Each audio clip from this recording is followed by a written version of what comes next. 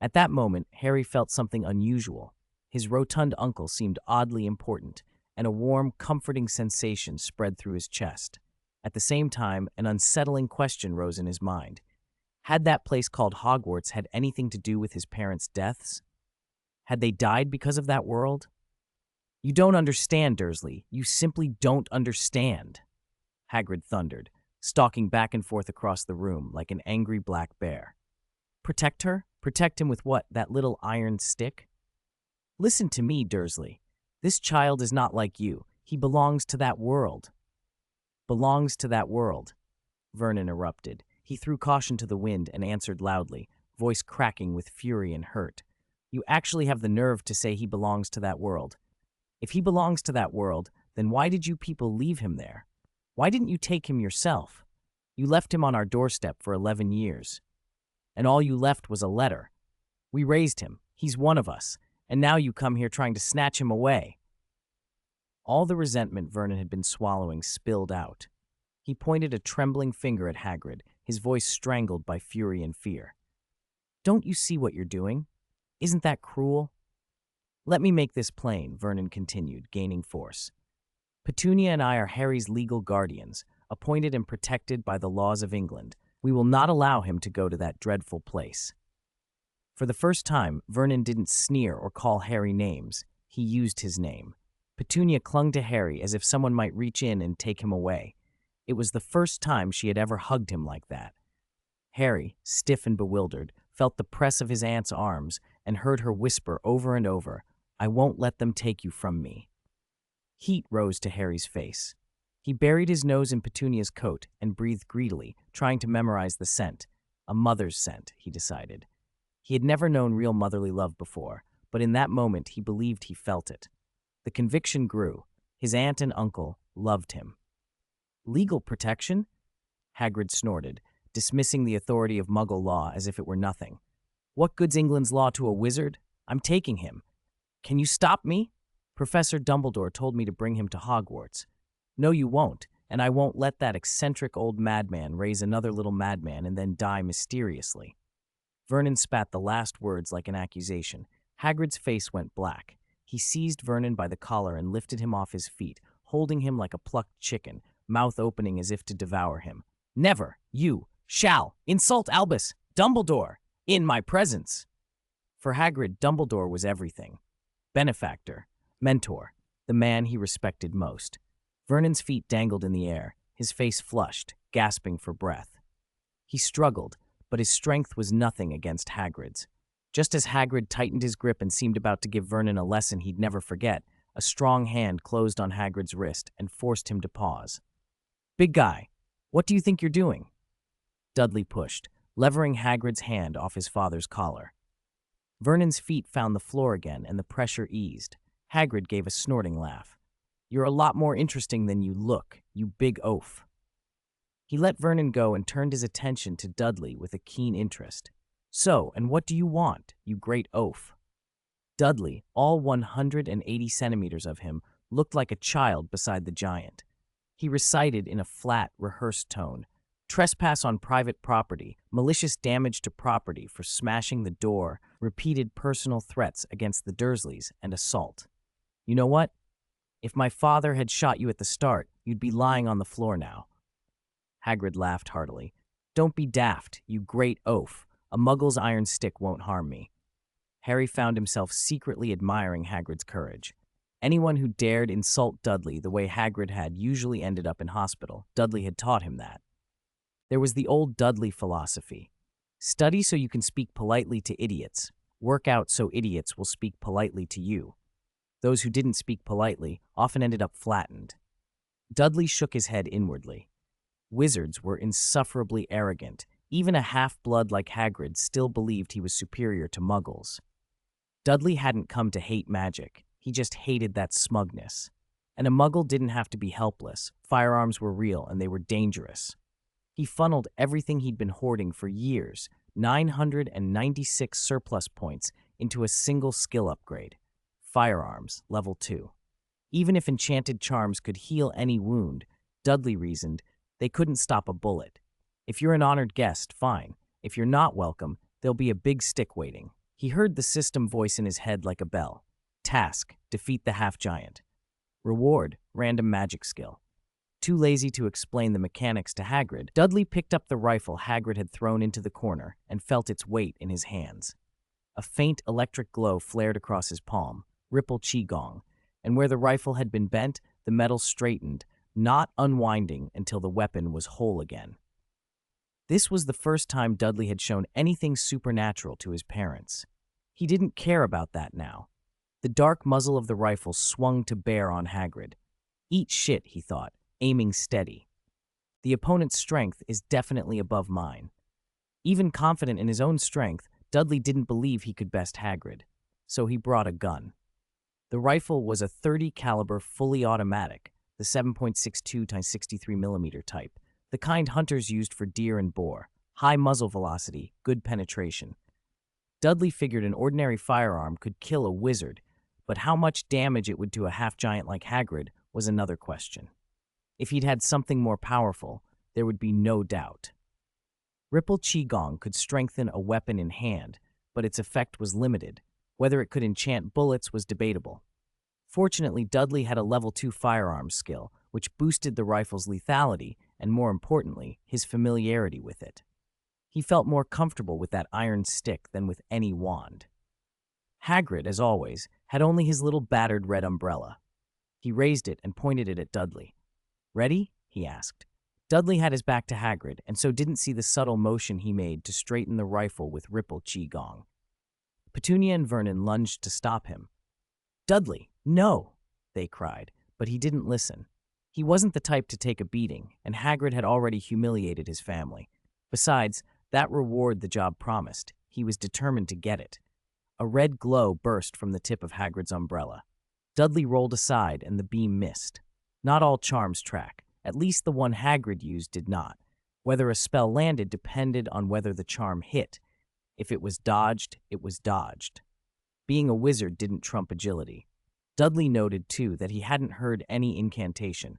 Wordless casting existed at the highest levels, but Hagrid wouldn't be performing that, so this must be a charm that required no spoken words. Transfiguration, for example, could be done silently if you understood the change clearly. The spell struck a nearby wooden cabinet instead. The wood swelled and bulged in a single visible circle where the charm met it. "Superpowers?" Harry blurted, eyes wide. Modern folks' first reaction to magic was always some version of superpower or magician. The word wizard came later. Hagrid raised his umbrella again and sent another charm. Dudley dodged it cleanly. Charms that never hit were useless, and the slow, deliberate motion of Hagrid's casting gave Dudley time. Bullets moved faster than Hagrid's spells. Once more, Dudley brought the rifle to bear. With his firearms skill, he handled the weapon as if it were part of his body. He couldn't shoot Hagrid in the head. That would be murder, and he didn't want that. So he aimed at the right shoulder. Bang! The smell of gunpowder filled the cottage. The bullet slammed into Hagrid's shoulder and shoved him back. The shot had broken through his defense enough to make him stagger, but it hadn't done the kind of damage a similar hit would do to an ordinary man. Hagrid's coat, a thick, greasy-looking thing, and his half-giant physiology absorbed a lot of the impact. He bled a little, but otherwise he stood. In gaming terms, his magic resistance and physical resilience were both very high.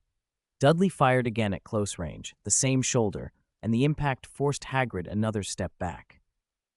The third shot found the shoulder again. Almost at once, a fourth cracked out. This one aimed at the wrist holding the umbrella. Bang!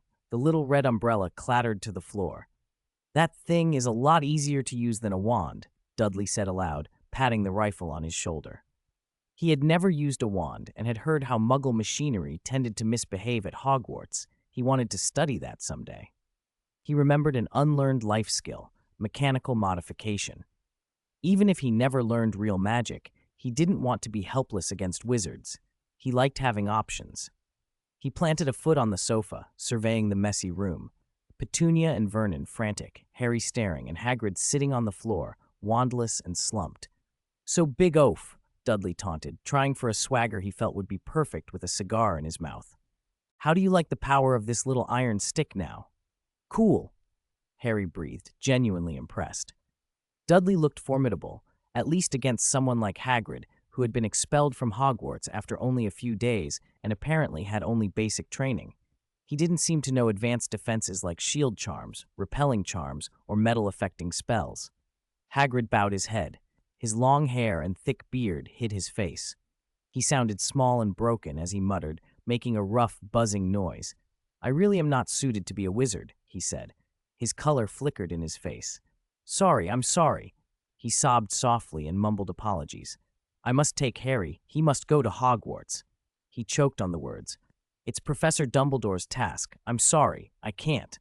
Then, almost without warning, Hagrid scrambled for the little red umbrella that had fallen near him. He snatched it up and pointed it at Dudley's back. A red light flared from its tip. "Dudley, watch out!" Harry shouted. The Dursleys screamed. 23. Father's sperm and mother's blood should not be discarded, asking for a ticket. Dudley hadn't expected Hagrid to ambush him. By the time he reacted, he dodged, only half a beat too late. The red light still struck him, or more precisely, it struck his solid, well-fed backside. Stereotypes can be lethal. You shouldn't judge someone's threat level by a single impression. Dudley had always thought Hagrid gentle, honest, and harmless, so after he'd knocked Hagrid's wand away, he hadn't done anything more. But appearances lie. Think of elephants in films. Slow, benign, intelligent. In reality, an enraged elephant in Must can be terrifying, attacking without warning, trampling everything in its path. Humans often assume they can tell when one is dangerous. They can't. Hagrid, too, was the sort of giant who could do something unexpectedly brutal when pushed.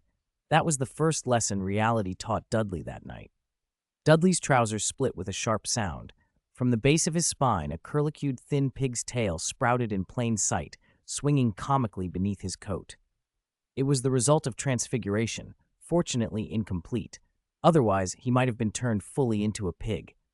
"Oh my goodness," Petunia and Vernon cried out together. Harry felt his aunt sway and went to steady her. Dudley, however, did not freeze. At the sight of that little tuft of tail, his pupils pinched shut, his face flamed crimson, his heart hammered, and every muscle in his body tightened. A heat flared inside his chest, anger at the sneak attack and fear at having almost been transformed. Dudley knew enough about transfiguration to be terrified. A botched spell could maim or permanently change a caster. He wasn't going to be the kind of person who leaned on someone else to reverse a spell or treated it like a harmless prank. He wanted this moment engraved into himself as a warning. This is reality. If people die, they die. He acted in a way that stunned everyone present. With a roar, he grabbed the swinging tail and with one savage pull, tore it out. Blood welled and ran down his thighs, soaking most of his trousers. The tail came away with a small chunk of flesh. "Father's essence, mother's blood, must not be discarded," he muttered. He put the torn flesh and tail into his mouth and swallowed it whole. For a moment, the room fell deathly silent, except for the fire's hiss. The Dursleys and Hagrid stared in shock. Dudley's round face had sharpened. Veins stood out like cords on his cheeks. In the low light, his eyes looked wide and animal, a faint sheen glinting in them. His mouth hung half open, 2 neat rows of teeth stained with blood. A pale mist seemed to puff from between his teeth. His breathing was heavy and ragged, as if something small and frantic were scuttling inside him. He looked like a thing that had crawled out from somewhere darker than the night. Harry's skin prickled. He had seen this version of Dudley once before, the night they were rescued from the human traffickers. The same relentless, fearsome presence, Dudley the ghost. Everyone knew now that Dudley was truly, terrifyingly angry. I'm sorry, I didn't mean to," Hagrid shouted, fumbling with one hand at his injured shoulder. He hadn't meant to ambush Dudley. He only wanted to teach the boy a lesson so he wouldn't keep blocking Hagrid from taking Harry where Dumbledore wanted. He certainly hadn't expected to hurt him. Dudley moved next with terrifying speed. Vernon and Petunia only felt a gust of air. Before they could register anything, he was already in front of Hagrid and delivering a straight, full-force punch to the giant's chest. LV3 boxing. Hagrid didn't have time to brace himself and went down like a small mountain collapsing, the shack shuddering on its foundations. Dudley immediately stepped back. For all Hagrid's size, his giant physiology meant he could take that hit and bounce, Dudley's fist ached as if he'd struck iron. Against an ordinary person, that blow would have killed. He wasn't done. As Hagrid hauled himself up, Dudley's voice came quietly from behind him. Throat, spine, liver, lungs, carotid, subclavian, kidneys, heart. 8 places. Where do you want me to hit? The cold, murderous list made Hagrid freeze. A sharp pain shot through his right hand, and he dropped the little red umbrella. Dudley casually picked it up and threw it far across the room, disabling Hagrid's wand.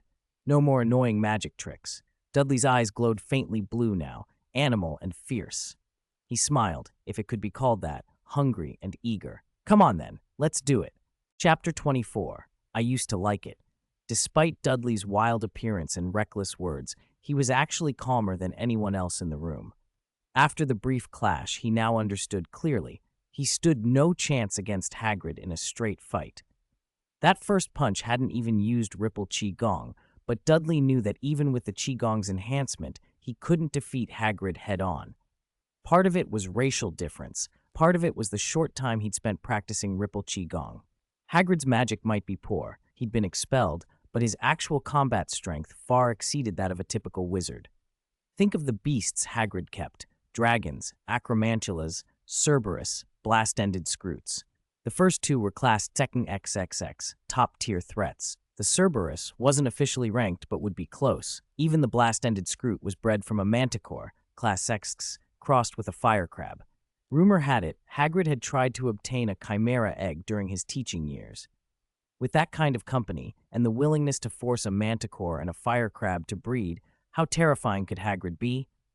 The only realistic way to beat him was a surprise attack, fast and decisive, leaving no time for him to react. Dudley attacked Hagrid's legs with furious precision, his dense fists striking at the joints. First, slow the opponent. The system's life skills had taught him a lot. Among human weaknesses, joint positions were nearly universal. Even a half-giant's joints were in the same places as a normal person's. When Hagrid reached to grab him, Dudley dodged left and right like a slippery loach. He knew he could not be caught. If he was, it would be the end. In the opening, Dudley pulled a potion bottle from his shoulder bag, bit off the cap, and drank it all. First potion, enhancement potion, inferior. It amplified the effects of other potions. Second, bone healing potion, inferior. His previous blows had injured the bones in his fists. He needed them healed fast. Ripple Qigong could heal bones too, but Dudley wasn't strong enough yet. Even the weakest joints felt impossibly tough. He could injure the enemy, but sustain heavy damage himself. Third, blood replenishing potion, inferior. Pulling teeth and biting into flesh had been satisfying, but he'd bled a lot. He needed to top up his blood, or he'd be at their mercy later. Fourth, essence of Dittany, inferior, for healing and recovery. After the 4 potions, Dudley's complexion improved. He'd looked cool earlier, but he'd hurt for it, and the pain made the lessons sink in. Then he pulled 4 more bottles, not to drink but to throw. The fragile test tubes shattered against Hagrid, releasing a yellow-brown gas, 4 slowing potions. The gas would dull the target's reactions. They were all inferior quality. Dudley was largely self-taught and had only a small repertoire of finished potions, but that already made him exceptional, at least compared to someone like Snape at his age. He also had a potion labeled Confusion Seasoning, but he didn't want to face a truly maddened half-giant, so he left it alone. With more potions, he would have loved to demonstrate stacking buffs, but for now, this was enough. The slowing gas took effect. Hagrid's reactions and speed visibly decelerated, but he was a half-giant. His physique was different. The potions made him sluggish, but not as much as they would an ordinary person. His magic resistance was absurdly high. Still, the speed reduction was enough. Dudley picked up the rifle from the floor. He didn't aim to shoot. He reversed the barrel and held it like a club. The ripple breathing method circulated through his body, a warm, steady force concentrating in his hands and flowing into the rifle. The gun itself showed no outward transformation, only occasional golden arcs of electricity. In daylight, they'd be hard to notice. Tonight, they were obvious. He struck Hagrid's right knee with all his strength. The mountain of a man crashed to the ground with a roar. This fall was worse than a simple tumble. Bones broke. But Dudley wasn't finished. He tossed the battered rifle aside and moved in front of Hagrid, lowering his center of gravity into a wide stance as if taking a horse stance, adjusting his breath. This was his last trump card, the highest skill he had left. LV5 Iron Mountain Lean. Originally a move from Baji Quan, it was simple, brutal, and unusually powerful. After the system's improvements, its force exceeded anything before. The only drawback was the posture. It looked odd. Dudley pressed close to Hagrid, inhaled, and focused the ripple breathing method. Energy spread through his blood. He concentrated the power in his shoulder and burst it upward at about a 45-degree angle. Hagrid felt an unimaginable surge. The impact made it seem as if his internal organs had shifted. A wave of helplessness washed through him. This big oaf was actually this strong? But Dudley wasn't done. The LV5 Iron Mountain Lean was a combo. His shoulders sank, and he thrust downward at a 45-degree angle. Iron Mountain Lean. I used to like it, he shouted. Another impact. Dudley's body drove up and down rapidly, like a pile driver, 1-2-1-2, displaying the terrifying power of a level 5 skill. The next instant, an even more shocking sight unfolded. Hagrid's massive, ton-weight frame was sent flying. Even Dudley flinched at the force and gained a new respect for LV5 skills. So strong, so terrifying. I love it, he thought, almost laughing. What had seemed like simple collisions was actually a sophisticated application and dissipation of force. The key was Dudley's ability to use the Iron Mountain Lean without injuring himself. The move didn't produce the brutal backlash his earlier punch had. This was a perfect combat technique. Hagrid's enormous body smashed through the door and tumbled heavily outside. Dudley stood in the broken doorway, holding the door panel, looking down at him. "You're not welcome here," he barked. "Get out!" 25. I, Harry Potter, do not go to Hogwarts. Under English law. A person's home is sacrosanct. A homeowner who is forced to defend themselves against an unauthorized intruder is generally justified. Hagrid had broken in without permission, and if the Dursleys had killed him in the scuffle, the law would have treated it as self-defense. Of course, that was only the Muggle law. Wizards answered to their own rules. And by the way, Muggle is a disparaging term, more like calling someone a fool. Hagrid waited a moment outside the repaired front door, looking crestfallen. He bowed his head in thought, then mounted his motorcycle without a word and rode off. Only when they heard the engine fade did Dudley finally let out a long sigh of relief. He had been worried Hagrid might come back for more. He turned to his parents and to Harry. "That annoying intruder's gone. Let's all try to get some sleep." Dudley was exhausted. Using that LV5 ability had nearly drained him. He wanted nothing more than rest and to deal with the consequences tomorrow. He flopped onto the sofa and immediately began to snore. Vernon opened his mouth to ask a question, but Petunia tugged his sleeve. After a quick exchange, they went upstairs together. Hagrid's appearance had driven home to the Dursleys one hard fact. Those wizards would never leave Harry alone. Harry, however, felt a surge of admiration for Dudley. As far as he was concerned, Dudley had been impressive. He had actually faced down that giant. Harry had so many questions for him, but Dudley was asleep, so he held them back. The next morning, true to his habit, Dudley woke early. After some brisk exercise, the four Dursleys and Harry got up slowly. The first thing Dudley said, wiping sweat from his baby-fat face that nonetheless showed a surprising maturity, was, "Let's go home. I think important guests will be coming to our house soon, like the one yesterday," he added. They packed quietly and drove back to Privet Drive. The journey passed without conversation. A few hours later, they pulled up in front of the familiar two-story house. The owls that had been loitering by the garden and mailbox were gone. A tabby cat that had been watching them from the curb followed with wide, curious eyes as they carried the last of the luggage inside. "Before anything else," Dudley said, raising a hand to stop Petunia, "you should tell us some things. Like Harry's background, who his parents were, the people I never met, and what all that magic business is. I think our family should be more open with each other." He emphasized our family. Harry brightened. He looked from Dudley to his aunt and uncle and sat down obediently, waiting. Petunia and Vernon exchanged a look. They knew Dudley. He had never given them cause for serious worry. His manners and his schoolwork had been impeccable. It was their steady, peaceable son who had kept the household running. They hadn't meant to keep everything from Harry forever. In fact, after last night's events, it felt pointless to hide any longer. "All right," Petunia said hoarsely. "If you want to know, I'll tell you. It starts when my sister and I were little." Petunia's voice carried them back through the long-sealed memories. Her story wasn't short, but it wasn't long either. There were wizards and magic and ordinary life. There was yearning and joy, and then sorrow and helplessness. Petunia spoke of how she had once longed for that other world. After Lily went to Hogwarts, she sent letters to Dumbledore asking to be allowed to join, but she had no magical talent and was refused. She learned what she could about Dementors, Death Eaters, and Lord Voldemort. She heard about the cruelty of that war, and finally, about Lily's death, news that destroyed whatever desire she had had to belong to the magical world. Yet when she found the sleeping baby on the doorstep, she agreed to take him in. It was the last thing she could do for her sister.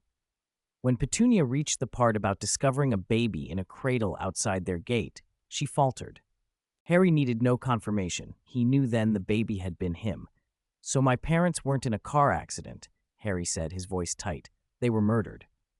Petunia stared at his green eyes, apology in her face. "Harry, I'm sorry."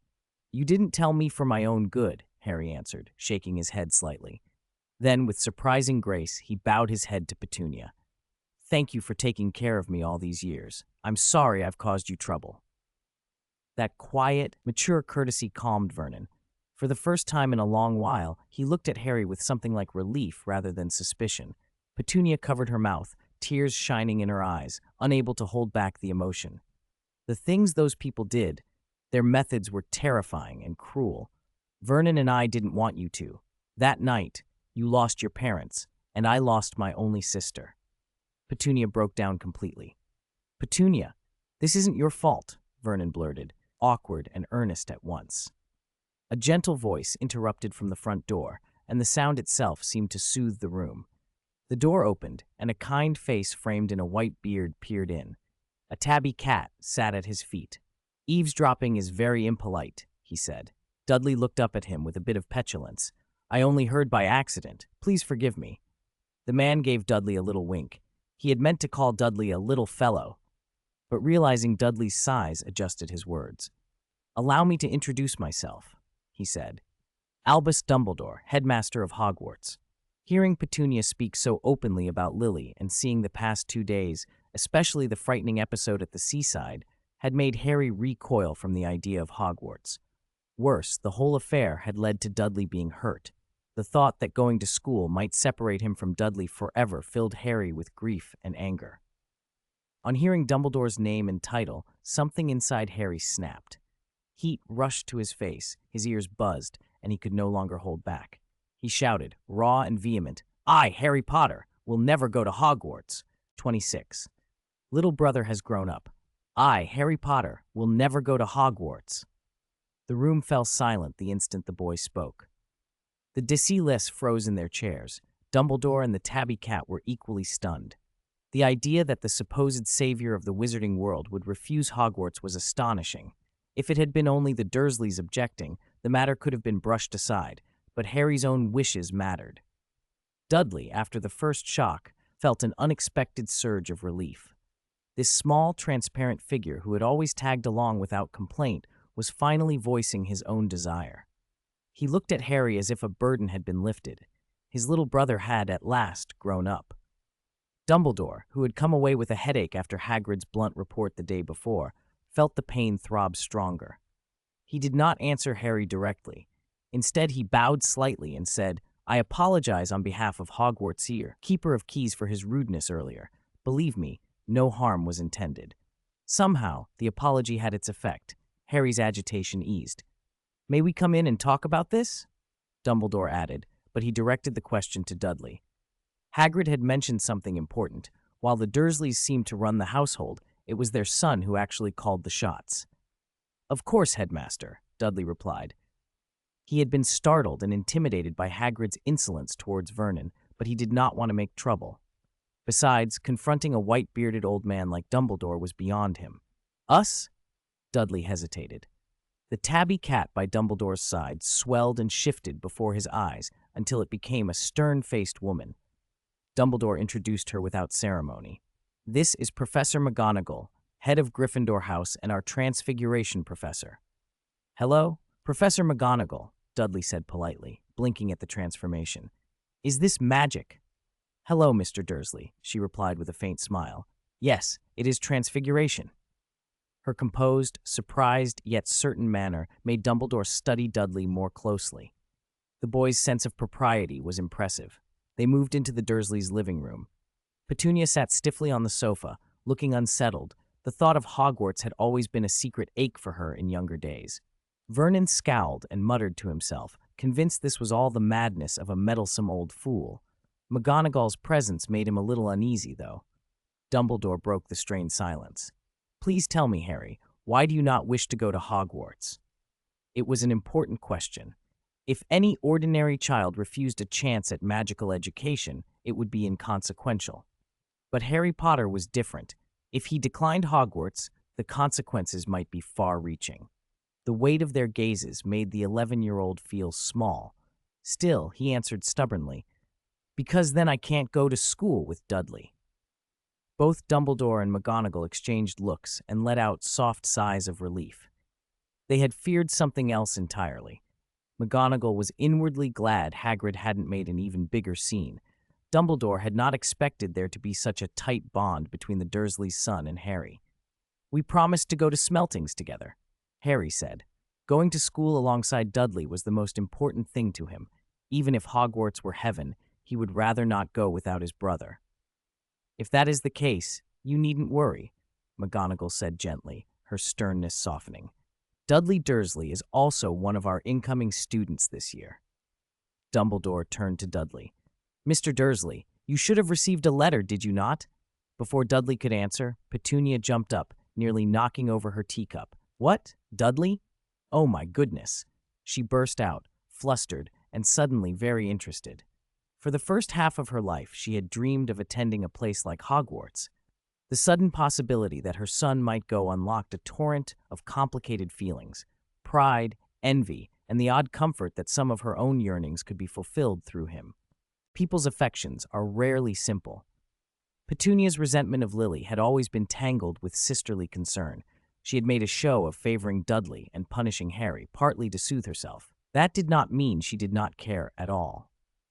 The protective charm Lily had left on Harry was founded on love between sisters. Without that familial love, even blood relation alone would not have made the enchantment endure. Dudley produced a burned scrap of stationery from his pocket and placed it on the table. Was it this letter? He asked. I found it like this. He didn't know whether he truly qualified to attend Hogwarts. The idea of a wizard constitution like Shinji Mato's and a paltry .8 magic value made him doubt and feel frustrated. Oh, my Merlin, he muttered at the scorched corner. McGonagall drew her wand, tapped the ruined paper, and with a soft whoosh, the letter knit itself whole once more. Dudley stared as the lettering resolved into clear words. He read aloud, stunned. Dear Mr. Dursley, we are pleased to inform you that you have been accepted to Hogwarts School of Witchcraft and Wizardry. Dudley's face betrayed the thrill he managed to hide. Dumbledore fixed his bright, penetrating eyes on him. I understand from Mrs. Figg that you have long been curious about the magical world, he said. Would you be interested in attending Hogwarts? I officially extend to you, on behalf of Hogwarts, an invitation to enroll, Dumbledore finished. 27. A good boy who loves his younger brother. Go! Of course, go! It wasn't Dudley who spoke. Petunia nearly screamed when she heard Dumbledore's words. Everyone stared at her. Even Vernon's jaw dropped, unsure what to say as he looked at his wife in surprise. Didn't you always say you wanted to keep away from that place? He thought, bewildered. Vernon wanted to ask for clarification, but it wasn't the moment. He didn't know that Petunia's mind had instantly flipped to, of course Dudley should go to Hogwarts. He's far too excellent not to. The sudden change was astonishing, though all too human. Double standards aren't unusual. Petunia could ignore Harry's feelings, but she couldn't deny Dudley anything. He had always been the center of their family's attention. Before I accept the headmaster's invitation, may I ask a question? Dudley said. Go ahead, Dumbledore replied. Dudley forced himself to calm his breathing. using a technique he'd picked up called ripple breathing, so his face wouldn't give him away, and so no one could read his thoughts. He spoke carefully, measured. What happened to the people who worked for the one who killed my aunt's family? Have they all been punished? I heard that the laws of the Muggle world don't always apply to wizards. I expect they wanted to get rid of Harry, Vernon muttered to himself. Harry felt a warmth spread through him at Dudley's concern. He wiped a little moisture from the corners of his eyes. Dudley was being so kind. Most of them have received their punishment, Dumbledore said. They are in Azkaban, our prison. Most, Dudley seized on the word. Dumbledore considered how to answer simply. Some acted on impulse and made mistakes. That doesn't mean they're all irredeemable, and it doesn't mean they'll be a threat to Harry, at least not while he's at Hogwarts. I understand, Dudley nodded, summing it up bluntly. Money, power, and influence let some escape punishment. They wouldn't try anything unless there was something big enough in it for them. Dumbledore studied Dudley for a moment, surprised by the boy's shrewdness. One more question, Dudley said, placing his hands on the table, fingers laced beneath his chin, his tone deliberately slow and emotionless. Is Hogwarts safe? To a child from the non-magical world who didn't yet know the school's reputation, it was a fair question. Professor McGonagall replied with a hint of pride. Of course, Hogwarts is the safest place in the world. Dumbledore, who looked a little like a kindly old wizard from a storybook, smiled and added, Rest assured, young Mr. Dursley, Hogwarts is very safe. You guarantee it? I guarantee it. Then I'll be very happy to attend your school. Dudley's seriousness melted into a bright, boyish smile, if you could ignore his broad, grown-up frame. McGonagall smiled too. Then Harry. Before she could finish, Harry blurted eagerly, If Dudley goes, I'll go too. Petunia's earlier excitement had already made it clear how she'd feel. Vernon simply followed her lead. McGonagall wiped the corner of her eye. Despite her stern manners, she was not without feeling. Aside from Vernon's soft grumbling, it was a happy scene. It might be rather troublesome to take them to Diagon Alley to buy school supplies, Dumbledore said. They've both grown up in the non-magical world. I had thought of Hagrid, but I don't think he's the best choice for this errand. McGonagall was happy to take on the task. I've arranged to bring another young witch tomorrow who received a letter. We can all go together. Then at 9 tomorrow morning, I will pick you up, McGonagall said, turning to Petunia and Vernon. And of course, as parents, you are welcome to come along. Abso, Vernon began, before Petunia pinched his side sharply. He winced and fell silent. Petunia quickly smiled at McGonagall. Of course, she said. After they left, Dumbledore turned to McGonagall. Minerva, what do you think of young Dursley? He's a good child. He cares for his brother, she replied. Dumbledore paused, considering the weight of that observation as the Dursleys sat back in their living room. Vernon, Petunia, Dudley, and Harry spread out on the sofas and in the corners, exchanging looks. Petunia. Vernon fidgeted, filled with questions he hadn't dared ask while Dumbledore and McGonagall were there. Petunia cut him off. She turned to the boys and said, You two go and rest. There are things for adults to discuss. The boys obediently went to their rooms. Before Dudley left, Harry brightened. Dudley, we can go to school together. Dudley ruffled Harry's hair and said with a half smile, Harry, you might find you need my guidance a lot at Hogwarts.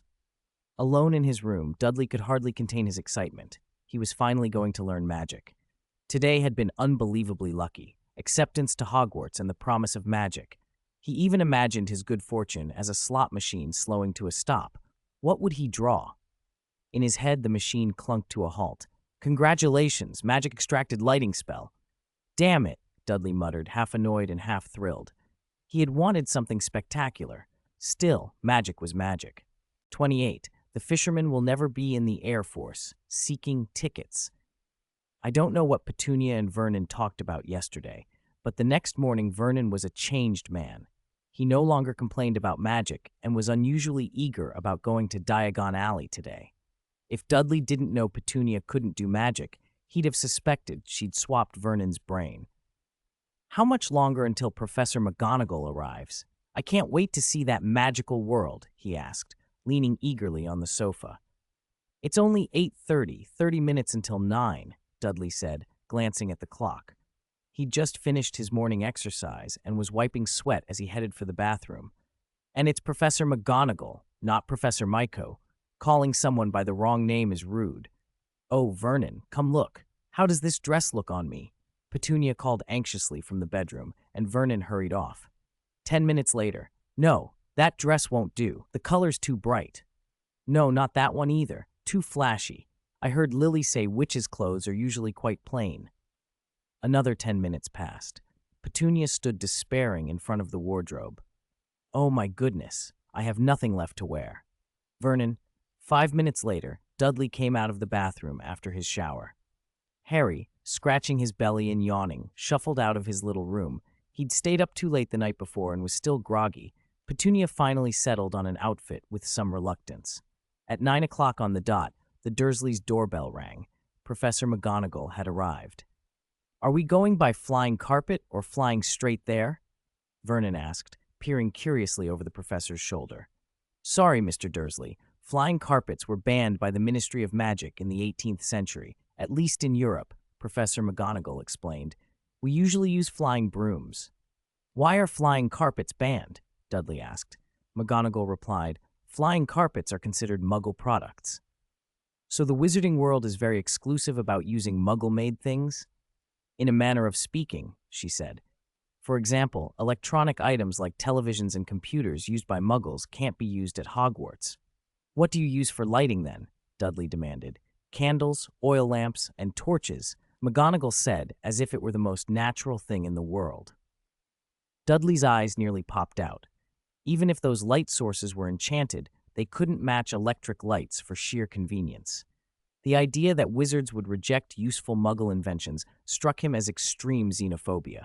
No TVs, no game consoles, having to rely on kerosene lamps at night sounded medieval. For a fleeting moment, Dudley thought maybe it wouldn't be so bad to skip Hogwarts altogether. The thought vanished as quickly as it came. It's getting late, and we still need to pick up another young witch, McGonagall said, producing a scrap of parchment and studying it. She lives a bit far from here, but we can flew through the nearest wizard's house to the Johnsons and then get to hers. It's about 2 kilometers from there. Her place is quite remote. There aren't many wizards nearby. She added, almost reluctantly, I hope someone is home at the Johnsons today. If not, we'll have to walk 5 kilometers. You can't go if they're not home? Dudley blurted, horrified.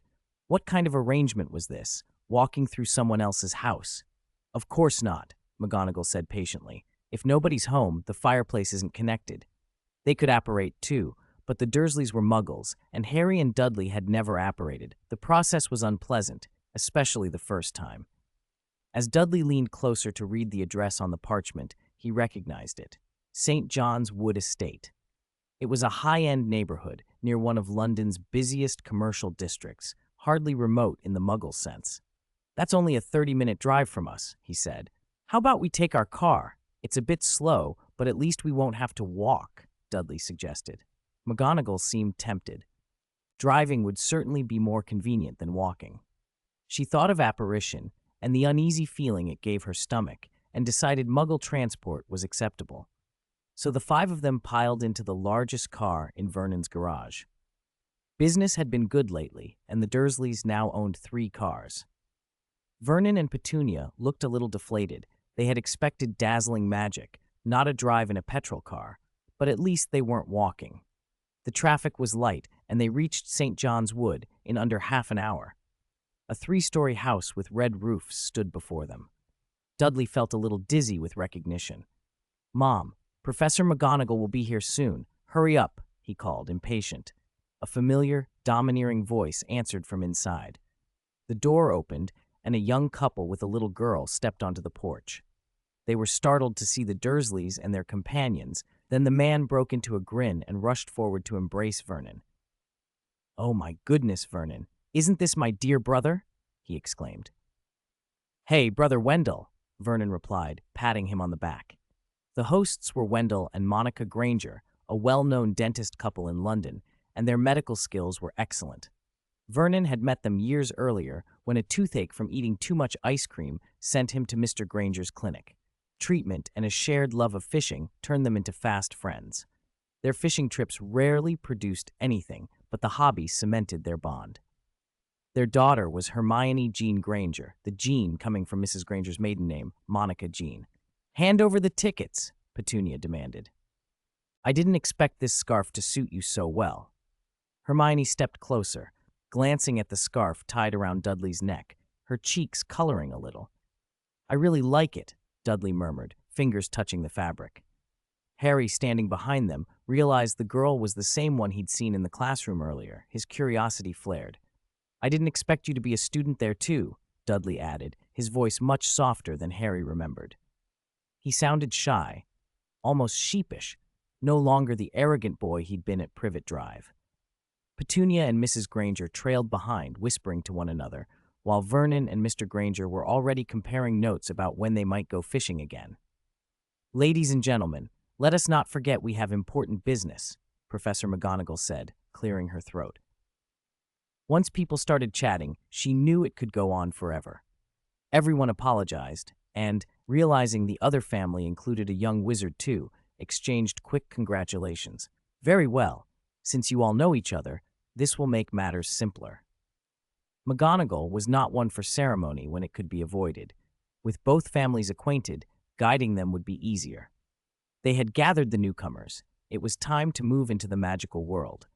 Their destination was a pub that served as an entrance to the wizarding world. They had driven, this part of St. John's Wood was almost entirely Muggle. Within a 10-kilometer radius, there weren't many wizards. The Johnsons McGonagall had mentioned had moved away 5 years earlier. This neighborhood was a Muggle commercial area, noisy, busy, and proud, aloof wizards tended to dislike such places. They parked and stood before a grubby little pub on a London street. "Oh, this place looks really old," Vernon said, scowling at the dirty sign. He wouldn't be seen dead inside this dump, even for free drinks. Mr. and Mrs. Granger exchanged disapproving looks too. Only Petunia peered through the dim glass with interest. The panes must not have been cleaned in years, because she still couldn't make out much of the interior. Professor McGonagall, used to this reaction, drew her wand and waved it. Vernon flinched, touching his forehead as a strange resistance, the urge not to enter, fell away. "There's a charm on here," McGonagall explained simply. "A Muggle-repelling charm. Most Muggles can't even see it. If they do, their minds refuse to enter. People of strong will could sometimes ignore it. Lily mentioned this to me before," Petunia said, surprised. "I didn't expect the leaky cauldron to be here." A bell rang as the shabby door swung open. Inside, everyone's eyes widened. The pub was far larger than it appeared from the street, at least 10 times bigger, and seemed to contain another world. A few oddly dressed patrons sat at scattered tables in robes and top hats, resembling Professor McGonagall's own attire. A group of elderly women sipped sherry in one corner, one of them smoking a long-stemmed pipe. A small man in a top hat chatted with the squat, almost nut-brown proprietor behind the bar. Conversation ceased as they entered. When people recognized McGonagall, they sent warm nods. "Professor McGonagall, hello? Are these the new Hogwarts students this year?" the owner asked, respectful. McGonagall inclined her head and led the group through the main room to a small walled courtyard.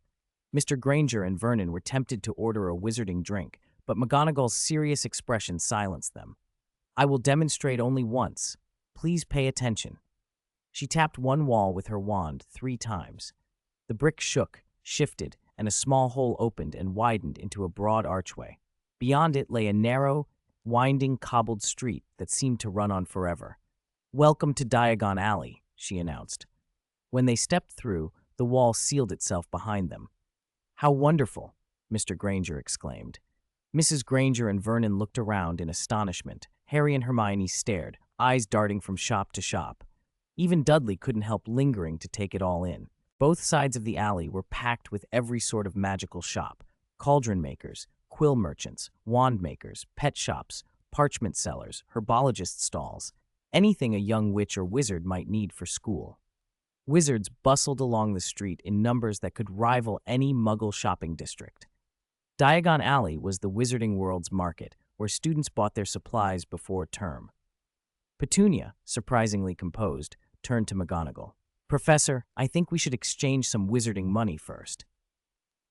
Neither the Grangers nor the Dursleys had a single nut among them. I almost forgot. We'll need to go to Gringotts, Petunia said, leading the others toward the center of town. On the way, Harry heard Vernon mutter to himself. Vernon's right pocket bulged with pounds, cash he had withdrawn from the bank the night before. They reached a tall white building in a medieval European style, its huge bronze doors gleaming. "This is Gringotts," McGonagall said, then nodded toward the attendants by the entrance. "Those are goblins." Short, pointy-eared figures stood at the doors. The Grangers and the Dursleys peered at them with curiosity. It was their first time seeing non-human creatures. "A warning," McGonagall added. "Be careful not to become too involved with the goblins." "Goblins have a reputation for greed in the wizarding world," she said. "They are very protective of their money."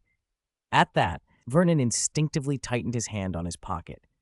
He felt, more keenly than ever, that he might not have brought enough. "I hope the exchange rate isn't too high," he thought. With that uneasy thought, the group stepped through Gringotts' massive bronze doors. The interior of Gringotts was far larger than it looked from the street. An undetectable extension charm had been cast inside. The charm made the place wonderfully convenient. Doors led off in every direction, and hundreds of goblins at long counters used scales, magnifying glasses, and other tools to examine gems, coins, and strange items. Led by Professor McGonagall, they came to one of the counters. "Please exchange some galleons for these gentlemen," she said. The goblin, who had seemed impatient until then, put on a courteous smile when he saw her. "Good day, Professor McGonagall. Are these Hogwarts students?" When McGonagall nodded, the goblin turned to Vernon Dursley, and the smile fell away. "How much would you like to exchange?" What's the exchange rate?" Vernon asked, uneasy. The goblin glanced at him and answered, £5 to the galleon." Vernon let out an audible sigh of relief and, assuming a magnanimous air, waved his hand. "Start with 1,000. The goblin's mouth twitched with mild amusement. "I'm afraid Hogwarts pupils may only exchange once a year, and the limit is 100 galleons per person." "Then make it 200, Vernon muttered. He handed over £1,000. The goblin produced small leather bags of gold and passed them across the counter, one for Harry, one for Dudley. Nearby, Mr. Granger exchanged 100 galleons for Hermione. As they finished the transactions and were preparing to leave, Professor McGonagall stopped them. "Wait, we need to go to Mr. Potter's vault." She produced a small golden key from her pocket, and after a brief trip, they stood before the Potter family vault. Inside, the room seemed piled to the ceiling with gold. Even Vernon found his mouth open. He had always considered his sister and brother-in-law idle layabouts, but now it seemed the Potters were comfortably well off. The stacks of coins would convert into a very respectable sum in pounds. The Dursleys, however, were not jealous so much as surprised. They congratulated Harry in an awkward, proud sort of way. "Please buy what you need according to the freshman guide," McGonagall said. The freshman guide, everything listed in a Hogwarts letter, covered uniforms, cloaks, textbooks, wands, cauldrons, small glass vials, telescopes, and scales. Students were also allowed an owl, cat, or toad. Dudley frowned as he read the list, not because it was long, but because it seemed oddly bare. The equipment listed for potions, in particular, was minimal, just a cauldron, scales, and ingredients. "Professor McGonagall," he asked, "can we bring other things?" "Of course," she replied, "but I should warn you, Muggle electrical and electronic items don't work well at Hogwarts. It's best not to bring them."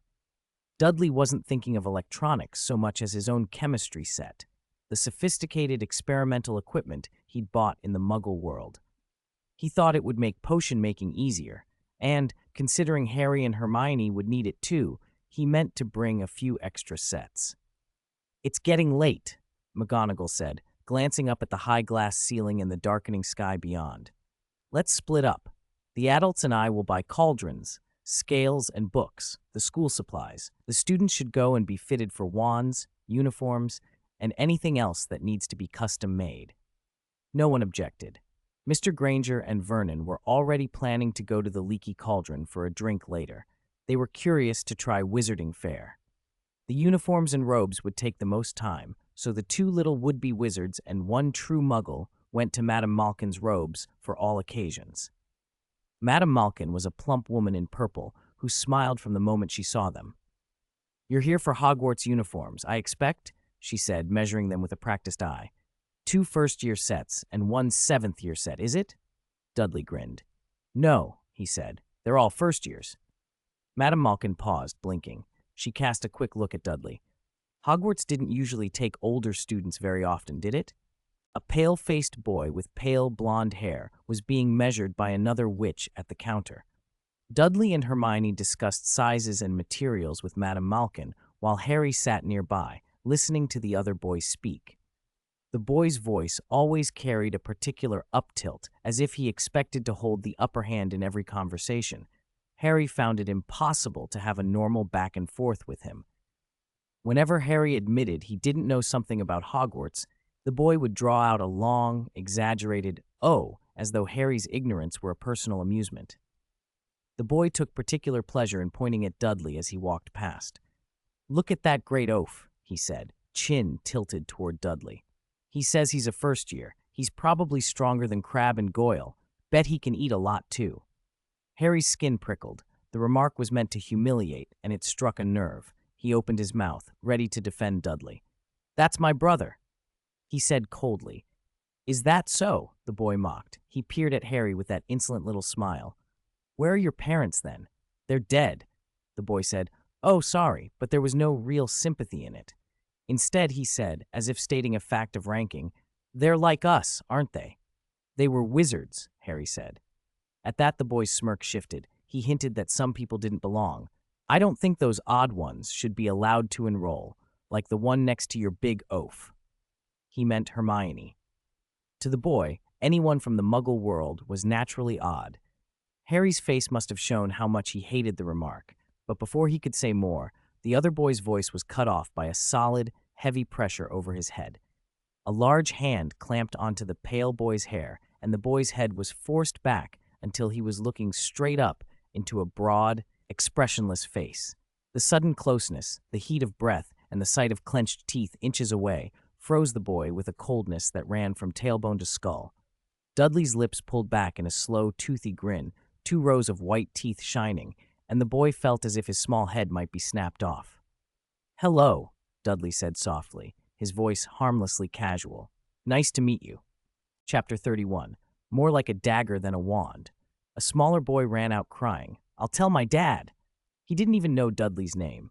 It wasn't an exaggeration to say that Dudley's reputation alone could make boys at St. George's burst into tears. It had genuinely happened. From the other boy's perspective, Dudley seemed to be saying, "Hello, may I taste the salt off your brain?" There was an oppressive feeling as to standing close to Dudley that you couldn't understand until you'd experienced it. Goodness, what just happened? Madame Malkin hurried in, bewildered. She'd just seen the boy flee crying. "Nothing at all, madam," came the reply. Though puzzled, Madame Malkin had no time to investigate further. There were many new Hogwarts students to fit, and more customers were coming in. "Don't bully people next time," she scolded. Hermione poked Dudley in the side and whispered, "I didn't bully him. All you heard was me giving him a friendly greeting." Dudley looked affronted and innocent at the same time. "I am a very refined and gentle person," he said. Hermione and Harry exchanged the same thought. We may need to redefine refined and gentle. Dudley's manner reminded Hermione of an incident back at Oxford Dragon Elementary. At first, everyone thought he was easy pickings, until a group of arrogant boys found out otherwise. Too brutal. "You can't behave like this at Hogwarts," Hermione murmured. I know, Dudley nodded earnestly. "I'll get along fine with my future classmates. I'll build good relationships." Once the robes were measured and made, the trio headed next to the wand shop. Hermione and Harry were eagerly excited, especially Hermione, who had been chattering in Dudley's ear ever since she learned she was a witch. Wands were the key to casting magic in this world. Compared to them, Dudley seemed remarkably calm. Ollivander's wand shop was the largest and only wand shop in Diagon Alley. The bell tinkled as they pushed open its slightly warped door. The shop was narrower than expected, and there were no obvious signs of an undetectable extension charm having been used. It was the only shop they'd seen so far without one. Narrow boxes were stacked everywhere. Each contained a wand. "Hello," said a soft voice. An old man appeared at the counter to their left. Under the dim light, his pale eyes gleamed like two full moons. The moment he saw the three of them, his attention fixed on Harry. "I knew I would be seeing you soon, Harry Potter," he said, staring at Harry's eyes. "Your eyes are just like your mother's. I remember her buying her first wand here, 10 1/4 inches, willow, swishy, a good wand for spellcasting. Is your brother very famous?" Hermione whispered to Dudley.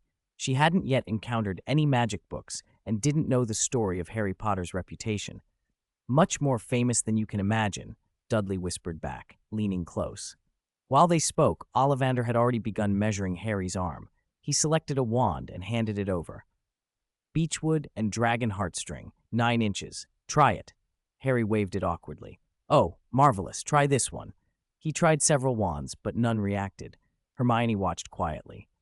"Will it be this hard to pick a wand for you?" she asked. Dudley shrugged. "I think maybe only Harry is like this." Ollivander continued trying more until he drew a wand and held it out to Harry. "Holly, phoenix feather, 11 inches. When Harry took it and made a sweeping motion, a red light flashed. Ollivander had chosen well. The wand sang to him immediately. Next, it was Hermione's turn. As Dudley had predicted, Ollivander selected another wand, as if by instinct. Hermione swept it, and a rainbow of light burst from its tip. "Vinewood, dragon heartstring core, 10 3/4 inches, Ollivander announced. "And finally, for this gentleman." Ollivander looked up at Dudley and handed him a wand. "Try this." "Maple, phoenix feather, 7 inches, nicely flexible." Dudley took it and waved it casually. Beyond a soft whoosh of air, nothing happened. Ollivander frowned for the first time. He handed over another wand. "Ebony, unicorn hair, 8 1/2 inches." Again, only a whoosh. His frown deepened. One after another, he tried different woods and cores. Hawthorn with unicorn hair, willow with unicorn hair, and more. But Dudley's attempts produced no reaction at all. It was like watching a Muggle wave a stick. There was nothing to indicate any connection between boy and wand. Ollivander's brow was creased with worry. Hermione glanced from Dudley to Harry and then at her own wand. She could have tried a few more, but Dudley had noticed something was wrong. After returning an indeterminate number of wands to Ollivander, Dudley reached for a box on a nearby shelf. "This one," he said blandly. "I feel this wand is calling to me.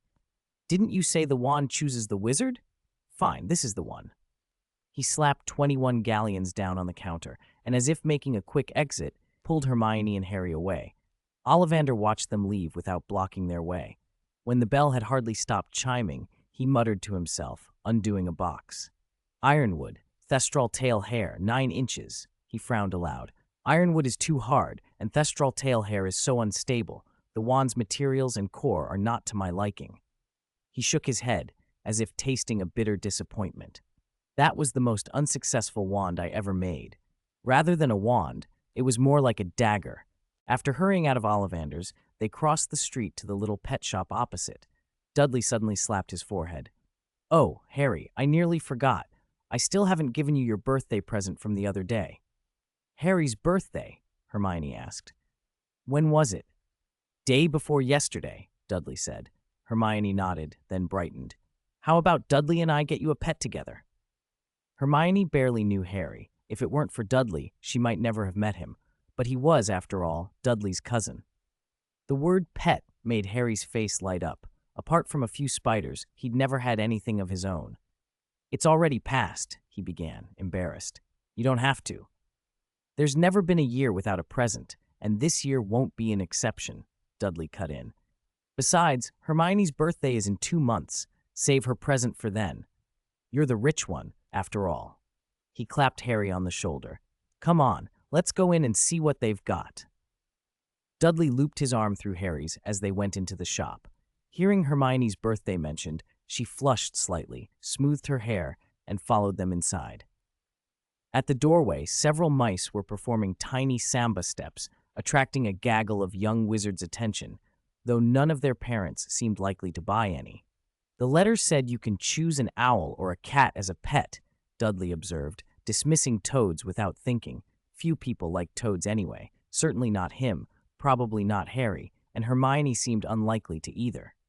The shop was packed with items, but not a great variety of animals. Mice, toads, owls, and cats predominated. Dudley did spot a few small lizards and parrots, and one of the parrots even puffed out a little jet of flame. They were clever creatures, perhaps with magical bloodlines, but still animals, nothing Dudley could converse with in any magical creature tongue. He would have liked a true magical beast, but none of the shops along the street stocked anything of that sort. After browsing, Harry found exactly what he wanted, a snowy owl freckled with dark spots. Hermione, who preferred cats, looked puzzled. "Why not get a cat?" she asked. "Don't you like them?" "Aunt Petunia's allergic to cat fur," Harry said. Dudley couldn't have one at home. Harry admitted he didn't particularly care for cats himself, bothered by their smell when he'd been at Mrs. Figg's. Hermione looked disappointed. Choosing a cat, she said, felt like choosing a companion. You had to feel an instant connection. Dudley, moved by the thought of a future pet, turned to Hermione. "If I ever do get a cat, could I leave it at your place over the holidays? Petunia won't have furry things in the house." Hermione smiled. "Yes, you can." They spent the rest of the afternoon buying, among other things, an owl. Even after the purchases, they still had plenty of money left. That was partly because Dudley had restrained himself from buying any potion ingredients. Those had tempted him, especially the dragon liver he'd seen, but he knew how expensive potion components could be. Potion brewing was a notorious money sink. Some rare potions required ingredients that cost a small fortune. Dudley had read the labels. An ounce of dragon liver, about 28 grams, was 17 sickles. 17 sickles equaled 1 galleon. No wonder potion masters were rare. Poverty put most would-be brewers off.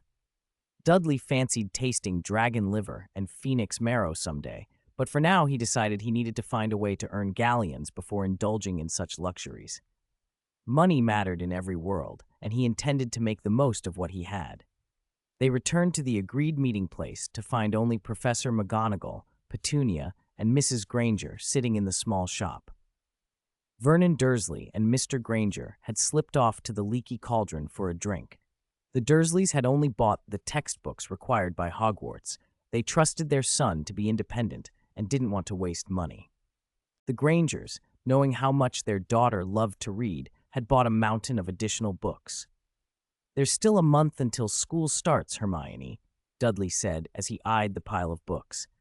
"Can I come to your place to read a lot while we wait?" Hermione was only too happy to say yes. The idea of having another person around to read with made her blush a little. It seemed no one but Dudley had ever been invited to her house before. Dudley promised he would study, not just loaf. If he had to buy all those books himself, he would, but now he could save his money by using Hermione's copies. He had some assets in the Muggle world, but in the Wizarding world, he started out practically penniless. Besides the 100 galleons that had gone into his pocket, the sum exchanged for Harry's qualification was legally his now, so he intended to make it go as far as possible. Petunia drove them home. Vernon and Mr. Granger, having sampled a bit too much of the Wizarding pub's fare, were in high spirits. The next morning, after Dudley had finished his usual exercise, the whole family gathered at the breakfast table. "Harry and I are leaving for Hogwarts on September 1st, Dudley announced between mouthfuls of sausage. He cleared his throat, suddenly serious. "There's something I need to tell you. I meant to wait until I was older, but actually, I've started a business outside." Chapter 33. Other People's Children Are Good at Everything.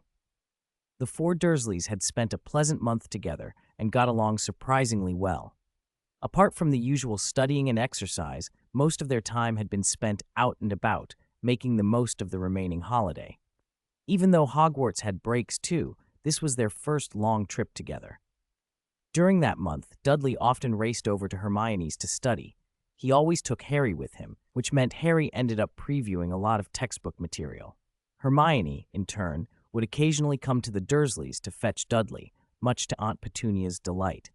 The two families sometimes even went fishing together. Going to the same school had tightened their bond. The couple was especially stunned when they heard Dudley had set up his own company. They were flabbergasted to learn that the famous Jerry was actually their son. They had always thought Dudley was exceptional, but they had never expected this. Fortunately, they were quick to adapt. After all, with both their son and their nephew off to wizarding school, one more enterprise wasn't going to faze them. September 1st arrived. The day had come for Dudley and Harry to leave. Vernon's busy voice ran through the house while he loaded luggage into the car, and Petunia rattled off last-minute instructions. Dudley, Harry, do you have enough changes of clothes? Dudley, are you sure you need to bring all those things? Harry, remember Hedwig's food. On Mondays, Wednesdays, and Fridays, she eats from the white bag. Tuesdays, Thursdays, and Saturdays, she eats from the green bag. On Sundays, she eats from the yellow bag. Don't feed her too much, and write to me when you run out. Understood, Mum. Understood, Aunt Petunia. Hedwig, Harry's owl, had taken very well to Petunia's cooking. According to Petunia, Lily's owl had always loved the food she made, and Hedwig had put on 2 whole rings of fat in just over a month. If you asked who Hedwig was closest to in the house, Harry came second. How magical. Wizards take trains to school. I thought they'd use something more spectacular, like a giant pumpkin carriage pulled by Pegasi, or a pirate ship that floated in the air, Vernon muttered as he came in. For the past month, Dudley had forced Harry and Vernon to exercise every day, and the 2 men had actually trimmed down a bit. It's almost time to leave. By the way, which platform is it? Harry thought for a moment. The train leaves King's Cross at 11 from platform 9 3/4. Vernon blinked. Never heard of that.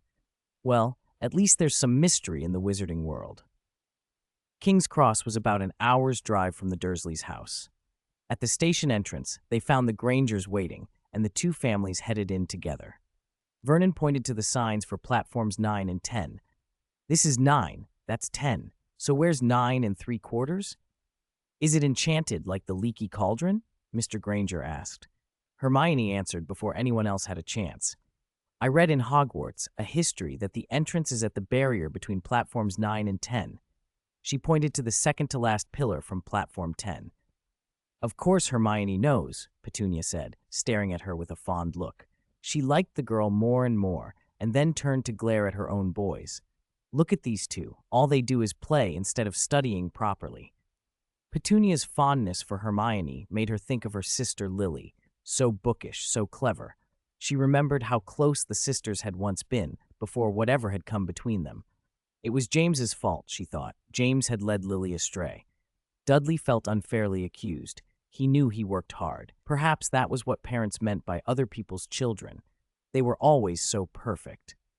Dudley, you're a big, strong lad. Surely you can help Hermione with some of her bags? Show a bit of gentlemanly behavior, Petunia said, unloading Hermione's trolley onto Dudley's.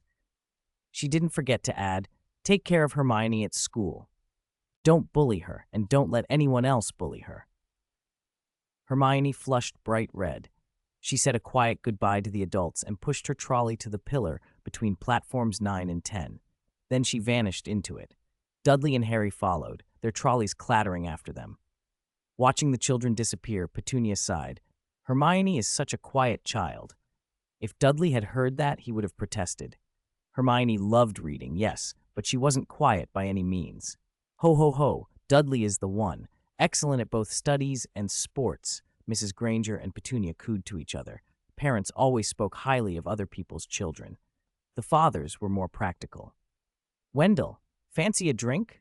How about the leaky cauldron? The cauldron's a bit bland. I know a new bar that does stronger stuff. Then what are we waiting for? They agreed to leave the station. On the other side of the barrier, the cramped, familiar platform opened into something completely different. The space widened, and a deep red steam engine, nothing like an ordinary train, stood alongside. Its nameplate read Hogwarts Express. Where platforms 9 and 10 had seemed empty a moment before, there were suddenly crowds of people in strange Diagon Alley-style clothing. Steam curled up over the chatter. Cats weaved between legs. Owls cried out from cages and perches. Every one of them was a student bound for Hogwarts. Dudley's journey to the school was about to begin. 34. Enter the Hogwarts Express. With Dudley helping, the luggage felt weightless and was easily carried onto the train. The 3 of them found an empty compartment and sat down. Hogwarts carriages were divided by year, and students could only enter the compartment for their own year. As soon as they boarded, Dudley and Hermione took textbooks from their bags and began studying. No one spoke. To pass the time, Harry was forced to take out a book as well. He was curious about books from the wizarding world and might have flipped through them on his own, but he couldn't study with the intensity Dudley and Hermione did. The compartment filled only with the soft sound of turning pages. "May I sit here?" The door opened and broke the quiet. A red-haired, freckled boy poked half his body in. "Everywhere else is full." Then he noticed Dudley and hurried. "Oh, sorry, I came to the wrong carriage. I thought this was the first year's stuff compartment." He was about to turn away, but Dudley stopped him. "You didn't come to the wrong place. This is the first year's carriage." Dudley tried to lower his voice, but to the other boy it still sounded a bit loud. The redhead paused, sizing Dudley up, uncertain. His two older brothers loved practical jokes. He wanted to be sure this wasn't one of them. Seeing his hesitation, Hermione and Harry covered their mouths and snickered quietly. Finally, Harry spoke up to explain, and the boy relaxed a little, though he still kept glancing at Dudley. "Hello, what's your name?" Harry asked, breaking the silence. "Ron Weasley," the boy replied. At the sound of the surname, Dudley looked up instinctively. Ron was glancing at Dudley at the same moment, and their eyes met. Ron visibly shivered and edged toward the window. That was the usual first reaction to Dudley. He had a reputation for intimidating other children. But Ron was quickly drawn back by Harry's words. "Nice to meet you, Ron. I'm Harry Potter." Ron's eyes widened in astonishment. You're Harry Potter?" His tone carried a hint of awe. Harry felt a little uncomfortable. "No need for that, Ron. Just call me Harry." "Then you really, Ron fumbled, pointing toward Harry's forehead. It was rude, but Harry didn't mind. He brushed a lock of hair aside to reveal the lightning-shaped scar. Ron's eyes nearly popped out. Before he could say anything, Harry pressed the hair back down. Dudley had told him not to show the scar unless absolutely necessary. "You have something dirty on your nose," Hermione interrupted abruptly, cutting off Ron's questions before Dudley could. Her bluntness made Ron a little embarrassed. Hermione was brilliant, but not always graceful in conversation. Her directness could seem bossy, even when she meant well. She had been surprised when she first learned Harry's background. After all, he was Harry Potter, but after spending time with him, she treated him more like a normal boy. Ron, however, had grown up on the stories of Potter and couldn't help being starstruck. "Who are you?" Ron asked, glancing at Hermione with a small frown. "Hermione Granger," she answered primly. Harry added, "And this is my cousin Dudley Dursley." Hello," Ron stammered when he saw Dudley. Up close, Dudley's face gave off a kind of pressure. From a distance, he looked honest enough, but the closer you were, the more that oppressive feeling was felt. Even making eye contact felt like an ordeal for anyone not used to it.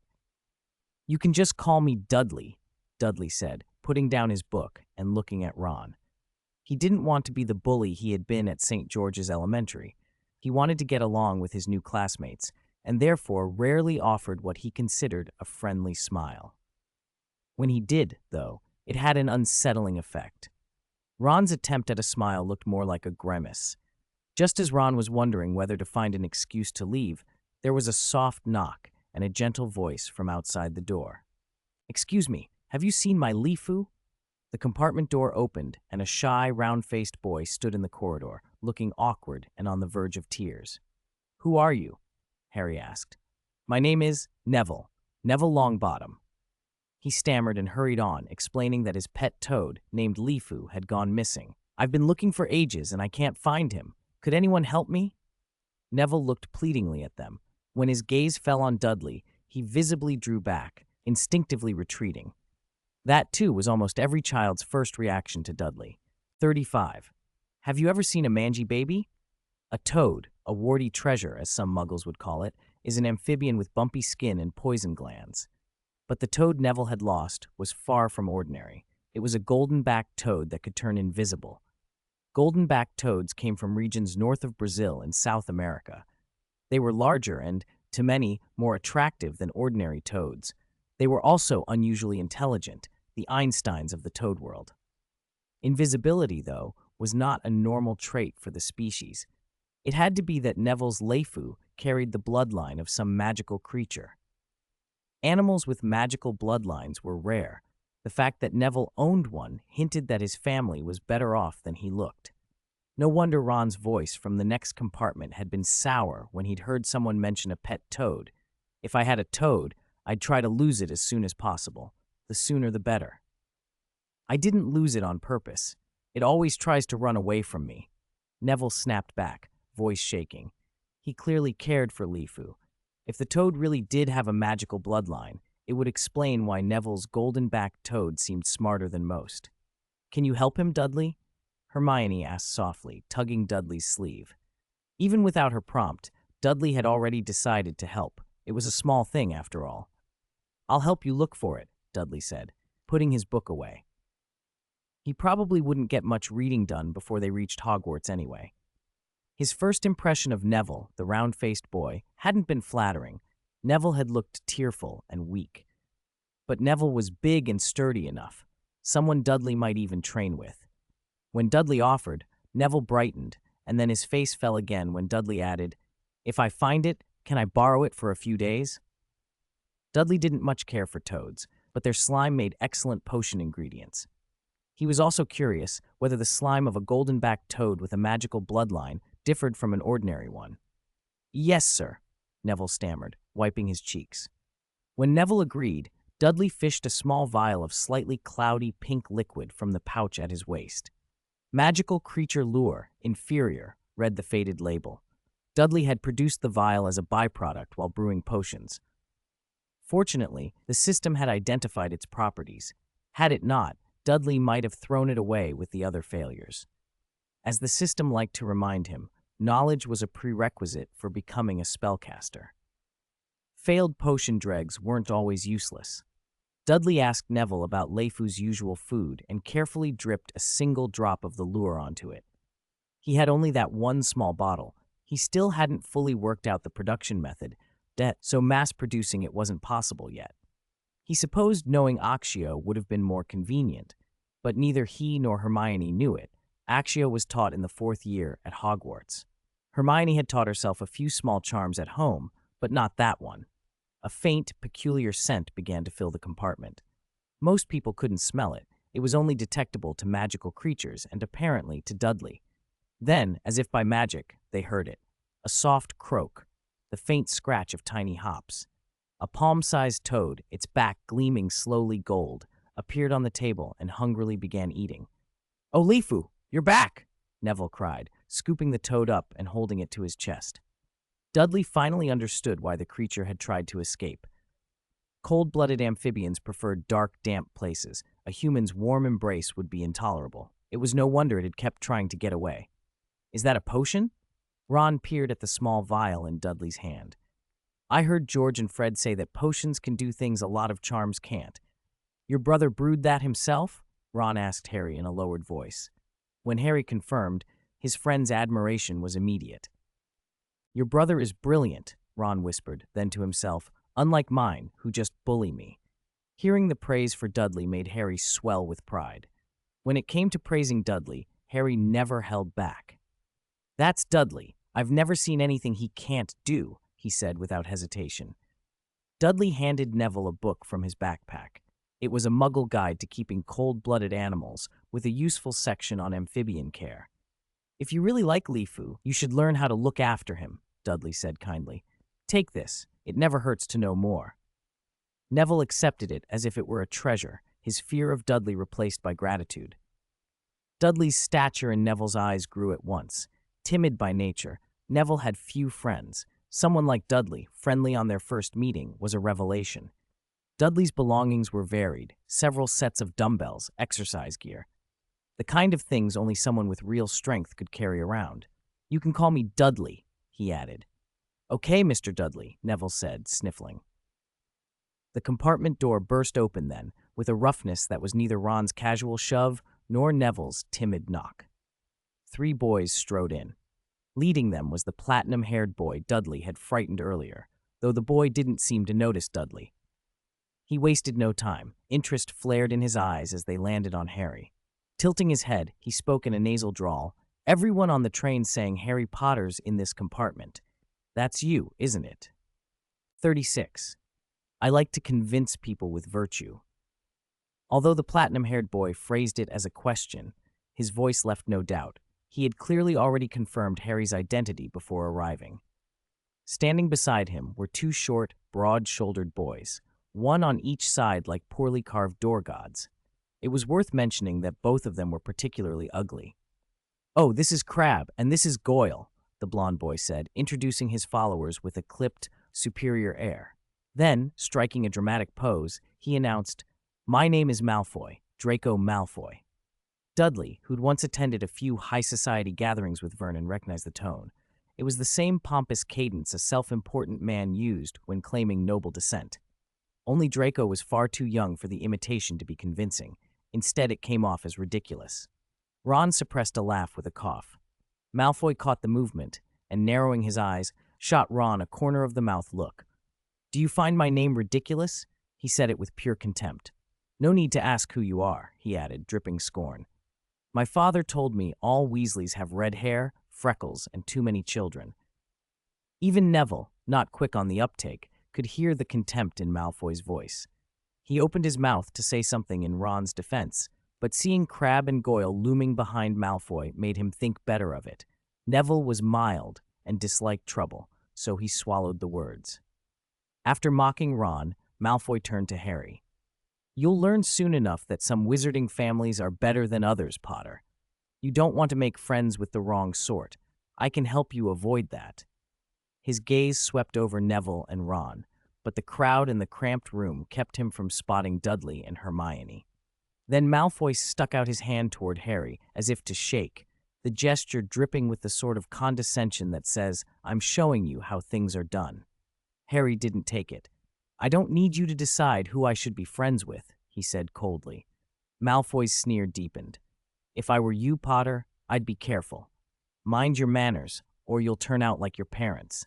If you associate with riffraff like the Weasleys, you'll be affected." He didn't even recognize Neville for who he was. Had he known, he wouldn't have provoked him, because the Longbottoms had a very different standing. Neville's grandmother, Augusta Longbottom, was a famous and formidable witch. The vicious tone made both Harry and Ron stand up. Neville stood up too, hesitant at first but then steady. Hermione, who didn't suffer rudeness quietly, snapped, "Why do you have to be so unpleasant?" Malfoy glanced at her dismissively. "And who are you?" he asked with a curl of derision, then turned back to Harry. "Potter, I didn't expect you to attract such." "Listen, Mr. Draco Malfoy, a word of advice," Dudley cut in. Malfoy's sneer was interrupted. Dudley's voice was blunt and plain. "If you can't imitate someone's speech well, don't use it. It makes you look ridiculous." "Call me Draco Malfoy," the boy snarled, furious. "Who are you to insult a Malfoy?" At the sound of that name, Dudley froze. Then a look of recognition crossed his face. Malfoy's expression changed too. Something in it betrayed a memory that made him step back. That boy had made him run home in tears once. He flushed scarlet at the recollection. "Crabbe, Goyle, teach him a lesson," Malfoy barked. Crabbe and Goyle surged forward. Dudley didn't hesitate. He scooped each of them up as if they were sacks, banged them together, and dropped them like limp dolls. They hit the floor in a heap, dazed and instantly out of the fight. Clearly they had overestimated themselves and underestimated Dudley. Malfoy had expected obedience, not a violent reply. He sat down hard on the floor, pale and shaking. Dudley walked deliberately up to him and leaned in, the other boy's face white with fear. "Listen," Dudley said quietly, close enough for only Malfoy to hear. "Harry's parents are my aunt and uncle.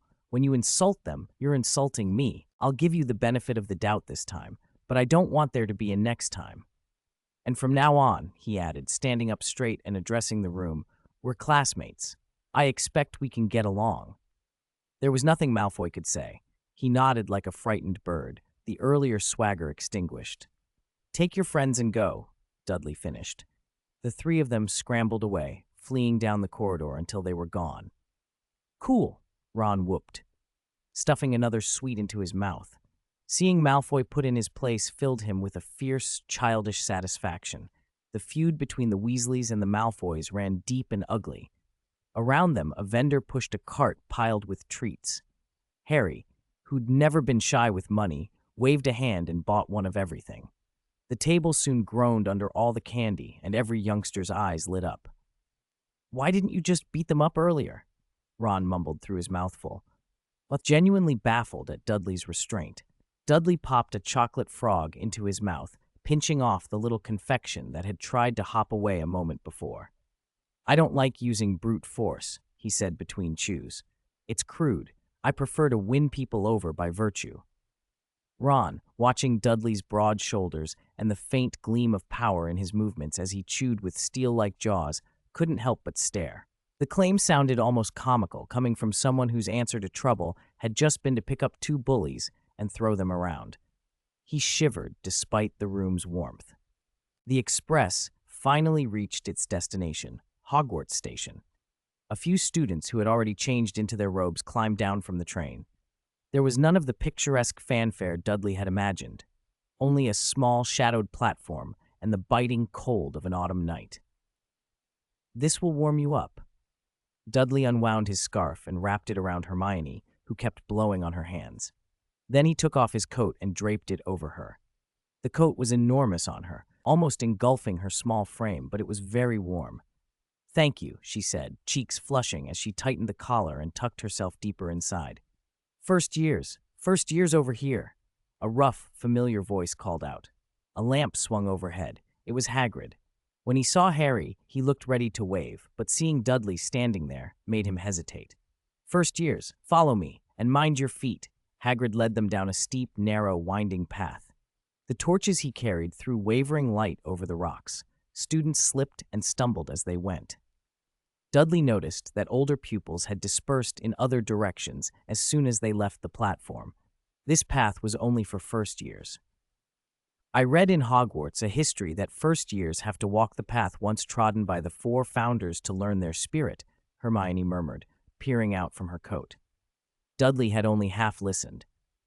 This was the difference between them. Hermione hoarded facts, useful and trivial alike, while Dudley remembered only what served him. He had, for example, committed potions and herbology to memory. To him, this walk was barely a warm-up, while several of the other students were already breathless. At last, the path opened onto a black lake. On the far slope across the water, a magnificent castle rose into the night, its towers and windows sparkling under the stars. That had to be Hogwarts. Even from a distance, the place felt grand, and Dudley couldn't help a small surge of excitement at the thought of living in a castle for the next few years. Get in the boats. No more than 4 to a boat, Hagrid shouted, pointing to a line of small craft along the shore. For most students, 4 to a boat was the rule. For Dudley, one body was nearly the same as 4. He climbed into a boat alone. They said strange, magical creatures lived in the lake. Dudley peered into the dark surface, wondering which ones lurked below. Hogwarts, he thought, was going to be full of treasures. His boat drifted close to where Hagrid was standing. Hagrid looked flustered and lowered his voice. Dudley, if you don't mind, he stammered. I'm sorry about that day. I shouldn't have. Are you all right? Hagrid asked, uneasy. The memory of Dudley swallowing his tail had made an impression on him. It's fine now, Dudley said lightly. There was still a small scar where the tail had been. He'd kept it as a warning to himself. He didn't dislike Hagrid. His quarrel with the giant had been over Hagrid striking Vernon first. Petunia had later mentioned that Hagrid and Vernon had a history of unpleasant incidents. Vernon's temper had extended to some of Harry's father's old friends, too. Hagrid was blunt and simple, not evil, but not always easy. Dudley had learned that lesson the hard way. Really? Hagrid muttered. If it's not too much trouble, maybe you'd have me over sometime? Of course, Dudley said. I'll bring Harry along. After all, you're a friend of my aunt and uncle. If you don't mind, Hagrid said, hopeful. Dudley admitted his words were bluntly self-serving. He'd studied a map of Hogwarts and knew Hagrid's hut lay near the Forbidden Forest. He expected the forest would be a frequent destination for him. A good relationship with Hagrid could be useful. That's wonderful, Hagrid said, a little incoherent and entirely lacking the rudeness he'd shown at the Dursleys. The boat slipped beneath a dark tunnel and came to a stop at a dock below the castle. Professor McGonagall stood, stern as ever, at the main doors. First years, Hagrid announced, nodding toward her. Professor McGonagall. Thank you, Hagrid, she said politely. Then she turned to the gathered students. Follow me. She pushed open the great doors, and the first years stepped into a medieval hall of gray stone. Torches burned along the walls. The ceiling was so high it seemed to vanish into shadow, and a grand marble staircase led up and out of sight. Down the corridor, the hum of a crowd spilled from a door to the right.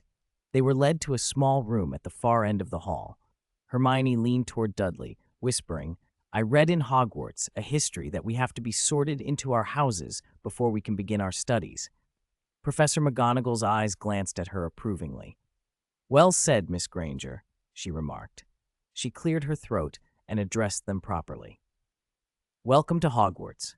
The welcoming feast is about to begin, but before you take your seats, you must be sorted into your houses."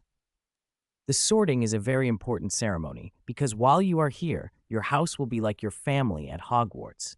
You will take classes with the other students in your house, sleep in your house dormitory, and spend your free time in your house common room. The four houses are called Gryffindor, Hufflepuff, Ravenclaw, and Slytherin. As soon as Professor McGonagall finished her instructions and left, Harry couldn't hold back. "Hermione, do you know how we get sorted into our houses?" Hermione shook her head with a frustrated frown. "I've looked through so many books. They all say Hogwarts has a sorting ceremony, but none of them explain what it actually does. It's always just mentioned and then glossed over." Harry glanced at Neville and Ron. "My uncle wouldn't tell me anything." Neville's face went even longer. "I don't know if I'll pass. A few years ago, everyone thought I might be a squib." "It's got to be some kind of test," Ron said, trying for bravado but sounding as nervous as Neville. "Fred said it's going to be awful for us, but he was joking, I'm sure." He forced a smile. "Don't worry, Harry."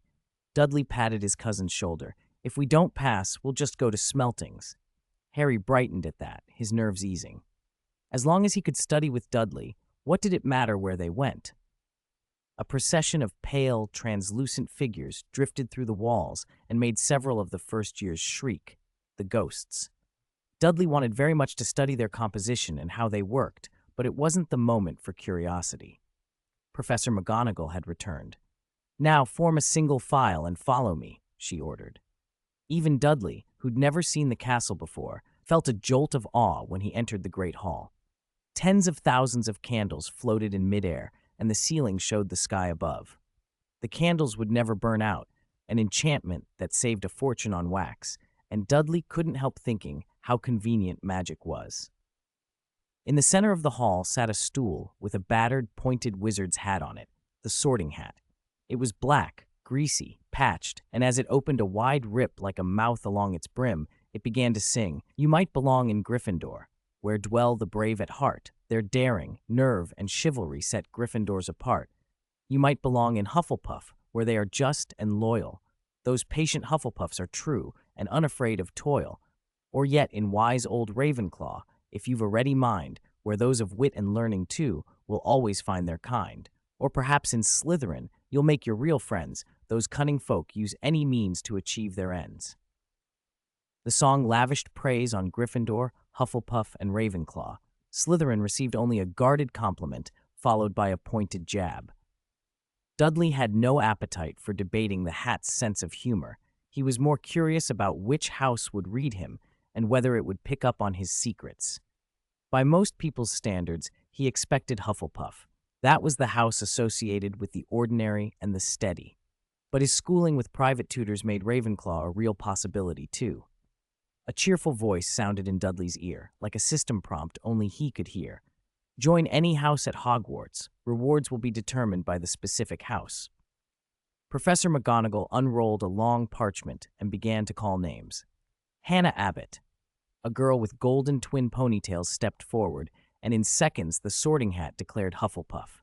One by one, McGonagall read the list: Susan Bones, Justin Finch Fletchley, though the order wasn't alphabetical, and Dudley realized the names came in some other mysterious sequence. Ron and Neville were sorted into Gryffindor. Draco Malfoy went exactly where Dudley expected, Slytherin. "What house are you hoping for, Hermione?" Dudley asked the girl beside him. "Gryffindor or Ravenclaw?" Hermione answered after a long moment. "Ravenclaw has an amazing library and a great study atmosphere, but Dumbledore and Professor McGonagall were in Gryffindor, and so were lots of famous witches and wizards. And you, Dudley? Any house is fine, Dudley said nonchalantly. He was almost certain of Hufflepuff and had already started thinking about how close the Hufflepuff common room was to the kitchens. Midnight snacks mattered. He also wondered whether the hat would be able to read the small, private things in his head. When Hermione's name was called, she stepped up. The Sorting Hat barely hesitated before announcing, Gryffindor. Smart and studious as she was, Hermione's bravery and determination made her a natural Gryffindor. Soon there were only two boys left unsorted, Harry and Dudley. Dudley watched as Harry went up second to last. Before Harry sat down, Dudley leaned close and whispered, "Don't be nervous, Harry. No matter what house you're in, we're still like brothers." The hat was placed on Harry's head. After a moment it declared, loud enough for everyone to hear, "Gryffindor." Potters in Gryffindor erupted into the loudest cheer in the hall. Gryffindor students danced and whooped. The other houses visibly sank at the news. Dudley noticed Malfoy on the Slytherin side, scowling and muttering. When Dudley finally stepped up, the entire hall's attention remained fixed on Harry. Only Hermione and Harry seemed to notice him. The hat was eased onto his head. Dudley felt a surprised, almost long-drawn voice inside his mind. "Oh." The syllable lingered, then the hat asked plainly, "Are you really a wizard?" Chapter 39. So Slytherin. I really suspect that quill is broken, but it can't be wrong. It's older than me. The Sorting Hat said that out of the blue. If it could have shown an expression, it would have looked like an old man fumbling with a phone. Whether it is or isn't doesn't matter. At least I'm here. Dudley swallowed and told himself to stay calm. That's a good point. The hat bobbed. Which house will I put you in then? Hufflepuff? Dudley had already steeled himself. Hurry up and put me in Hufflepuff, he thought. I'm hungry. After a pause, the hat seemed to change its mind. I take back what I just said. Actually, you're very ambitious, capable, and thoughtful. You like to prepare everything thoroughly before you act. What was the phrase again? Oh, preventive measures. You remind me of someone. You can see my thoughts? Dudley blurted. A ripple of surprise went through him. Before stepping up, he'd done 5 meditations to bolster himself, all for 6 increases to his special defenses. He'd been deliberately shielding himself. No, the hat replied. I don't read thoughts. I read qualities. Qualities? Dudley's mind flashed a dozen guesses. Enough!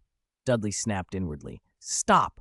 Stop! The thoughts in my head are like a jar of sesame seeds spilled on the floor. Messy, intricate, a headache compared to those simple little wizard minds. The Sorting Hat huffed. I'm only a hat. There's no need to argue so much with me. Under normal circumstances, I follow the wishes of the young wizards, the hat said, and its voice shifted, deeper, slower, nearly a different voice. But my consciousness was formed from the thoughts the 4 founders put into me.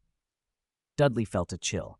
The hat's tone grew almost reverent. You are very like that person, strong-willed, defiant of dogma. If only you could stop those chaotic thoughts in your head. Now, immediately, the hat is going to explode. Part of the hat was still mysterious. The other part was abruptly urgent. Dudley hated anyone prying into his head, even a hat, so he started running through everything he knew. Pythagoras, calculus, physiology, dx sin x equals cos x equals minus sin x, tan x equals sec 2x, then a flurry of physics and biology, sentences and fragments, anything to drown out the hat. The hat groaned. All right, I won't look. The ocean of knowledge nearly swallowed the hat's consciousness. In 1,000 years, I have never seen a mind like yours, it muttered.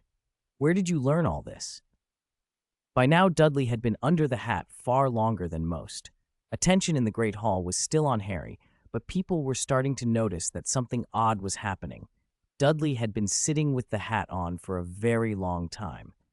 Perhaps when you came here, you heard bad things about a place, the hat said. But sometimes what you hear isn't the whole truth. 1,000 years can wear things down. I hope you can see the essence beneath appearances. Then, as suddenly as a drumbeat, the hat cried out, Then, Slytherin! At the instant the hat finished, Dudley heard a mechanical voice in his ear. Quest complete. Enter Slytherin House. Quest reward. Data Magic Eye LV0. Before Dudley could examine the reward, the hat's voice continued, cold and blunt.